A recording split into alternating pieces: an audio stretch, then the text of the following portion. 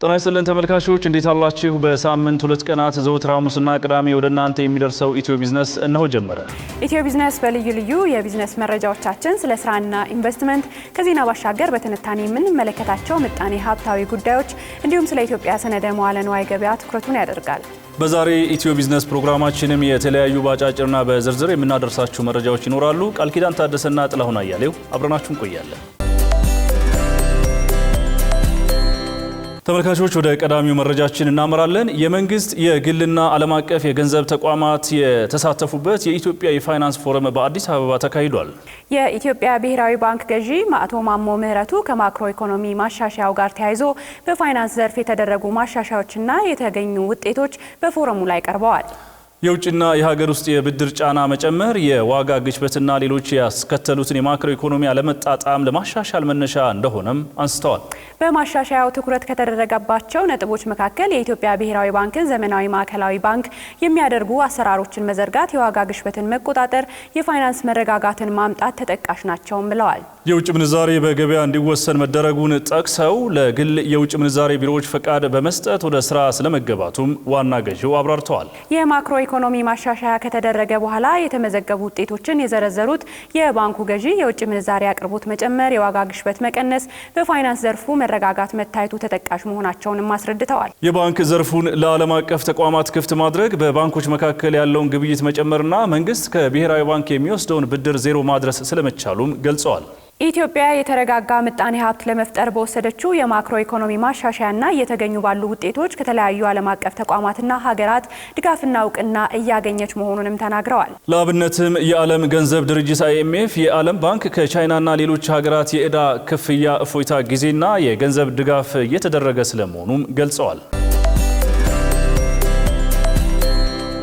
ቀጥለናል ተመልካቾቻችን። የስነ ምድር አፈጣጠርን የሚያሳዩ ስፍራዎችን በዓለም አቀፍ ደረጃ በጂኦ ፓርክነት ለማስመዝገብ ጥረት እየተደረገ መሆኑን የቱሪዝም ሚኒስቴር አስታወቀ። የቱሪዝም ሚኒስትር ዴኤታ ስለሺ ግርማ እንደገለጹት ኢትዮጵያ የስነ ምድር አፈጣጠርን በቀላሉ ማሳየት የሚቻልበት በርካታ ስፍራዎች አሏት።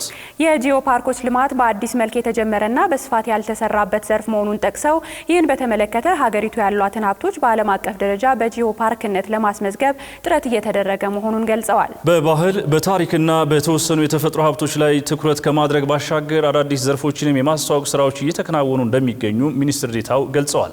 ፓርኮቹ እንዲጠበቁ መሰረተ ልማት እንዲሟላላቸውን በማድረግ የቱሪዝም ማዕከል እንዲሆኑ እየተደረገ ነው ሲሉም ገልጸዋል።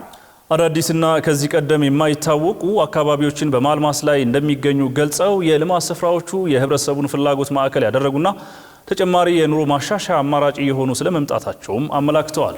ኢትዮጵያ በጂኦ ቱሪዝም በርካታ ሀብቶች ያላት ሲሆን ሶፍ ዑመር፣ ገለአልታ፣ ኮንሶ፣ አፋር፣ ባሌና የሰሜን ተራሮች ብሔራዊ ፓርክ ተጠቃሽ ናቸው። የተባበሩት መንግስታት የትምህርት የሳይንስና የባህል ድርጅት ዩኔስኮ በ50 ሀገራት 229 ዓለም አቀፍ ጂኦ ፓርኮችን በመመዝገብ ጥበቃ እያደረገ ሲሆን ከዚህ ውስጥም በአፍሪካ ተመዝግበው የሚገኙት 2 ብቻ መሆናቸውን የኢትዮጵያ ዜና አገልግሎት መረጃ ያመለክታል። ተመልካቾቻችን ወደ ሌላኛው መረጃችን እንለፍ። አዲስ የዲጂታል ስርዓት ለሀገር አቋራጭ የህዝብ ትራንስፖርት አገልግሎት ስራ ጀመረ። ኢትዮ ቴሌኮም ከትራንስፖርትና ሎጂስቲክስ ሚኒስቴር ጋር በመተባበር የሀገር አቋራጭ የህዝብ ትራንስፖርት አገልግሎት ስርዓትን በዲጂታል ቴክኖሎጂ በመደገፍ ስራ ስለመጀመሩ አስታውቋል። ይህ አዲስ ስርዓት በእጅ የሚሰራውን የትኬት ግዢ ሂደት በማስቀረት ተጓዦች ጊዜያቸውን በአግባቡ እንዲጠቀሙ እንዲሁም አገልግሎቱን በፍጥነት እንዲያገኙ ያግዛል ተብሏል። ስርዓቱ የሽያጭና የገቢ ግልጽነትን በማረጋገጥ በትራንስፖርት አገልግሎት ሰጪዎችና በተጓዦች መካከል ሊኖር የሚችለውን ስርቆትና ማጭበርበርን ለመከላከል እንደሚያግዝም ይጠበቃል። ይህ የዲጂታል መፍትሄ ነባሩን በእጅ የሚሰራ የትራንስፖርት ምዝገባና ፍቃድ አሰጣጥ፣ የአሽከርካሪና ተሽከርካሪ ምዝገባ እንዲሁም የትኬት ህትመትና ክፍያ ስርዓትን በዘመናዊ ቴክኖሎጂ በመተካት የአስተዳደር ወጪን ለመቀነስ ከፍተኛ አስተዋጽኦ እንደሚኖረውም ተገልጿል። እንደ ካፒታል ዘገባ በተመሳሳይ ወቅት ሁለቱ መንግስታዊ ተቋማት የተቀናጀ የነዳጅ አቅርቦት ስርዓት መፍትሄን እንዲሁም ሀገር አቀፍ የትራፊክ ቅጣት ማዕከላዊ አስተዳደር ስርዓትን ተግባራዊ ስለማድረጋቸው ተገልጿል።